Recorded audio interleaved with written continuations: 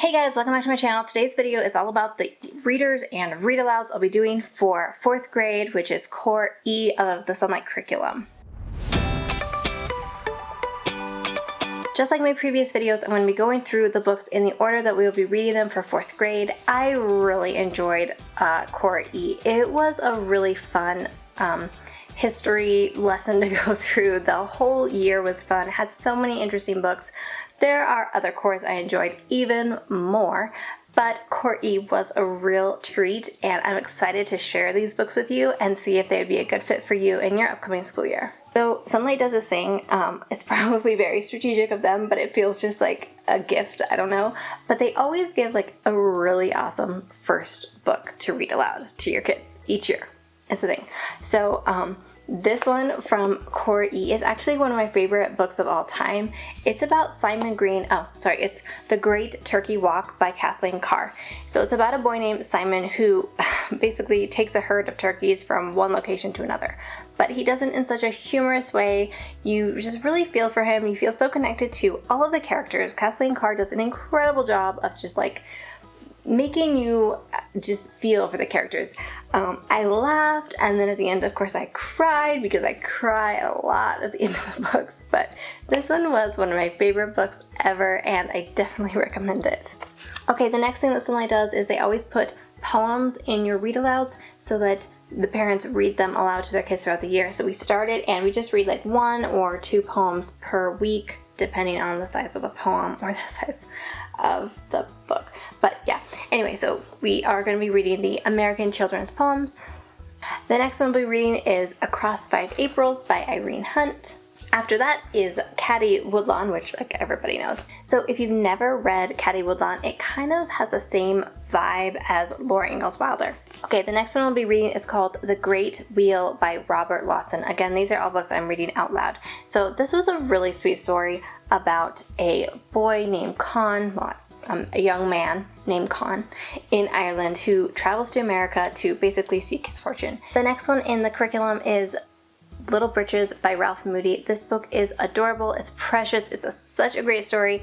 It's about this little 8-year-old boy. He is hilarious. He is just so imaginative and fun and creative, and he, terrifies his parents because he's so like, just out of the box, but this was such a good book, and I'm really glad it's in our history for this year. This one is A Letter to Mrs. Roosevelt by Coco De Young.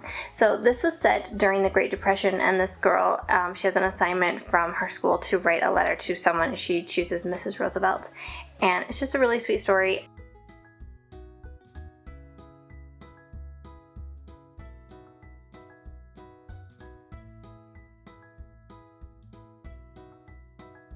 The next one is called King of the Mound by Wes Tooke. This is about a little boy who wants to play ball, and he ends up getting polio, and then so he's in the hospital sick for months, and then he gets to come back and he gets to train with his hero Satchel Paige. What if your hero were about to change your life? Nick was going to be a star baseball player until polio ruined his future. When he's released from the hospital, he's ready to get back to playing, but everyone, especially his distant father, thinks that's impossible. When Nick starts working for the local semi-professional team, he comes face to face with Satchel Paige, the best player in baseball. Satch has had to overcome obstacles his whole life, and he helps Nick find the courage to get back off the bench. Oh, I just have to note, there's a couple that I'm going to put up on the screen for you guys because we moved across the world twice during this core, and I lost a couple of the books, so I have to reorder them, but it also got me really good about being more organized in the futures. Next one is called The Winged Watchman by Hilda Van Stockum. This book was really good. It's about the Nazi occupation in Holland. So what happens essentially, it's based on this family living in Holland during the occupation. They are living in fear of the Nazis, and there ends up being a pilot who crashes, and they end up rescuing him. The next one is called Miracles on Maple Hill by Virginia Sorensen. This book was really good about a family coming back from World War II.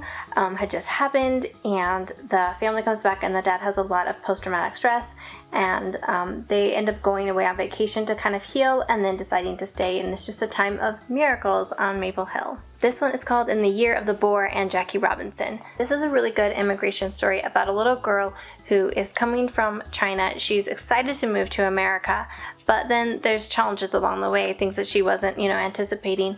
Shirley Temple Wong is thrilled to be moving from her home in China to America, but it isn't easy. She doesn't speak English, the kids at school ignore her, and she feels very far from home. But then summer comes, bringing the miracle of baseball. Suddenly, Shirley is playing stickball and following superstar Jackie Robinson as he leads the Brooklyn Dodgers to victory after victory. Jackie Robinson proves that in America, the grandson of a slave can make a difference, and for Shirley as well, on the ball, field, and off, America becomes the land of opportunity. This one is called General Butterfingers by John Reynolds Gardner. This one is called A Summer of Sundays. Almost 12-year-old Sunday Fowler is a middle-of-the-middle child and is the absolute worst. Her sisters say she's too young, her brothers say she's too old, and her parents remember the dog's name more often than they remember hers. But being left behind at the gas station is the final straw. Sunday's gonna make sure she's never forgotten again, and when she discovers a mysterious package in the basement of the library she's helping fix up, she might have figured out how. But can she track down the maybe famous owner before her siblings steal the spotlight again? I'm super excited to read this one, actually. I feel like we must have missed it last year. This one is Every Soul a Star by Wendy Mass. Allie, Bree, and Jack are totally different and complete strangers brought together to view a beautiful and rare solar eclipse. Through this one extraordinary event, 3 lives are about to be changed forever in this enchanting story about unlikely friendships and finding one's place in the universe. Ooh, that sounds really, really sweet. It was funny because I just went through all of Core H and those books looked so intriguing and interesting. If you watch my video, you'll know why that's funny. But they looked so interesting, and it was really fun and exciting. And the Core E books, the books for 4th grade, feel more sweet. And I don't know if it's a sentimental thing because I've already read them and I'm like, oh, reminiscing.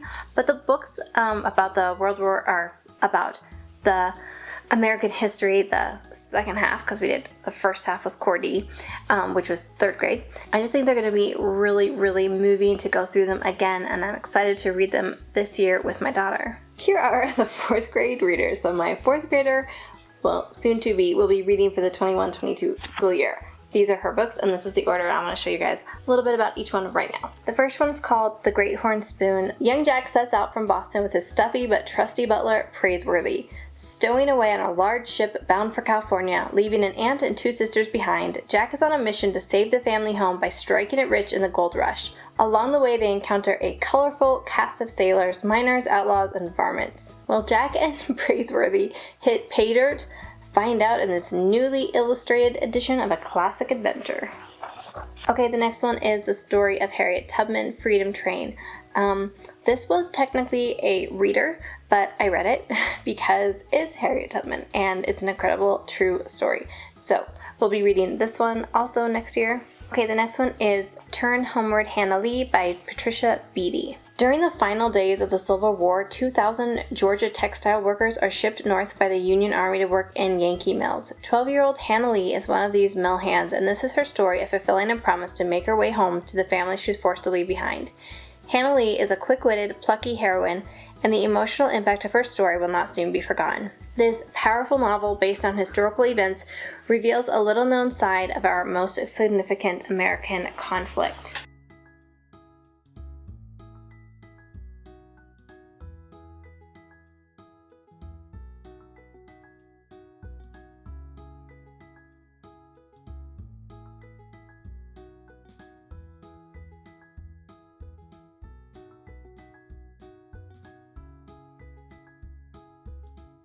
Old Yeller. So my daughter gets to read Old Yeller this year. I'm not going to read the back. I feel like Old Yeller is pretty popular on its own, but it is part of this year's curriculum. And yeah, Old Yeller by Fred Gibson. Another story that kind of speaks for itself. If you've not read Helen Keller yet, we'll be reading Helen Keller this year. My daughter will be reading this out loud. Obviously, I've already read the story a number of times. It's always really fascinating to put yourself into this kind of a scenario, or putting yourself into really anybody else's shoes. And in this story in particular, really, really hard to imagine what it was like for Helen Keller. And this story was, I found it at least, very gripping from start to finish. The next one is The Wright Brothers by Quentin Reynolds. Obviously, this is the story of the Wright brothers who built the first airplane. The next one is Hero Over Here. It's the story of World War I by Kathleen Kudlinski. A nurse isn't exactly the kind of hero Theodore wanted to be. Theodore's father and brother are off fighting in the First World War. Theo is proud to be the man of the house. It's his chance to be a hero. But when his daddy and mother and sister become victims of the deadly flu epidemic of 1918, and he has to take care of them alone, he learns what being a hero is all about. That sounds really good too. So the next one is All of a Kind Family by Sydney Taylor, and this has actually been on my TBR for a while, so I'm like a little jealous my daughter gets to read it for school, but I might just have to read it alongside her. Meet the all-of-a-kind family, Ella, Henny, Sarah, Charlotte, and Gertie, who live with their parents in New York City at the turn of the century. They share adventures that find them searching for hidden buttons while dusting Mama's front parlor and visiting with the peddlers in Papa's shop on rainy days. The 5 girls enjoy doing everything together, especially when it involves holidays and surprises, but no one could have prepared them for the biggest surprise of all. The next one is George Washington Carver. George Washington Carver had a special prayer which he repeated for all the people he knew, as well as for many strangers the Lord would bring into his life. Born to slave parents, young George was orphaned before he could walk. In his youth he fought poverty, and throughout his life he battled prejudice. Yet George Washington Carver emerges as one of history's most remarkable men. So this will be a really good book. Thimble Summer by Elizabeth Enright. A magical summer. A few hours after 9-year-old Garnet Linden finds a silver thimble in a dried-up riverbed, the rains come and end the long drought on the farm. The rains bring safety for the crops and the livestock and money for Garnet's father.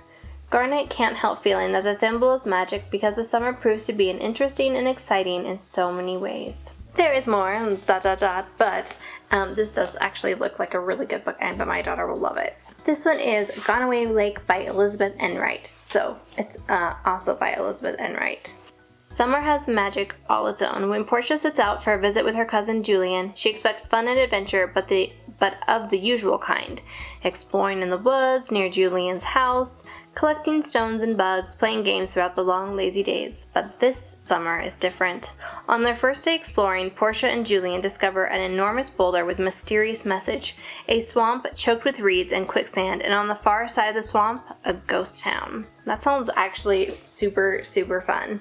The 17th Swap by Eloise McGraw. Eric Green needs $17.99 fast. He wants to buy his young crippled friend Jimmy a pair of outrageous red cowboy boots that are on sale for 1 week. But how can Eric get the cash that quickly? He has no money, but he does have a plan. He can swap for the boots, so he begins a series of wheelings and dealings with some fascinating people, and along the way Eric learns some very surprising things about himself, and that makes the 17th Swap the best of all. The next one is Plain Girl by Virginia Sorensen, the same author as the one who wrote The Miracles on Maple Hill, which I really enjoyed.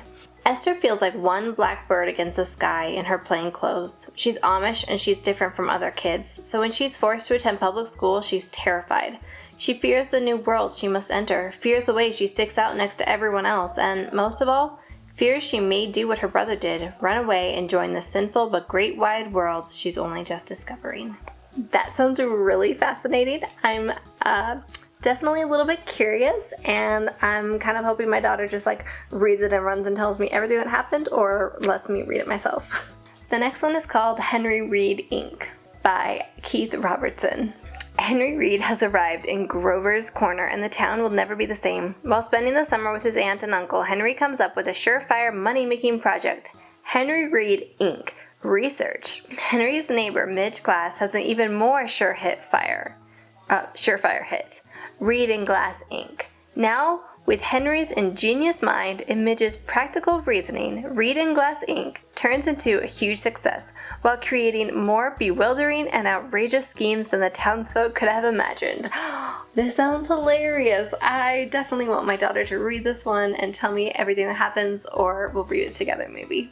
Okay, the next one is Britches by Bruce Olson. What happens when a teenage boy leaves home and heads into the jungles to evangelize a murderous tribe of South Americans? For Bruce Olson, it meant capture, disease, terror, loneliness, kidnapping, and torture. But what he discovered by trial and error has revolutionized the world of missions.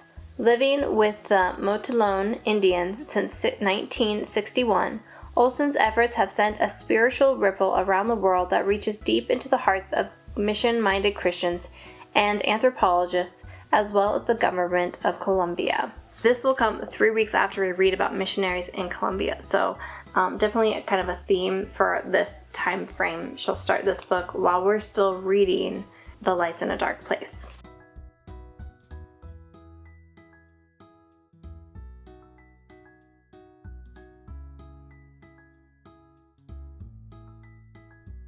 And the last book on our 4th grade readers list for the year is Because of Winn-Dixie. My daughter's a huge fan of animals. She loves them with all her heart, so she's definitely going to enjoy reading Because of Winn-Dixie. Making friends in a new town is never easy, but when Opal adopts a stray dog she names after the grocery store where she found him, she learns that friendship and forgiveness can sneak up on you like a sudden storm. This looks really sweet. Obviously, we've seen the movie Because of Winn-Dixie, and my son has read the book, but I have not read this book, and so I think it'll be a fun one for her to get through. Thanks so much for watching, you guys. I hope you enjoyed all these books that we'll be going through for 4th grade. If you have questions or if you've read these books and you're like, they're amazing, comment below so I know. I'm definitely excited to get through them this next year with my daughter, and I hope that it helped you guys see what 4th grade could look like, especially if you're using Sonlight Core E. Thanks again so much for watching, and I'll see you guys on the next video.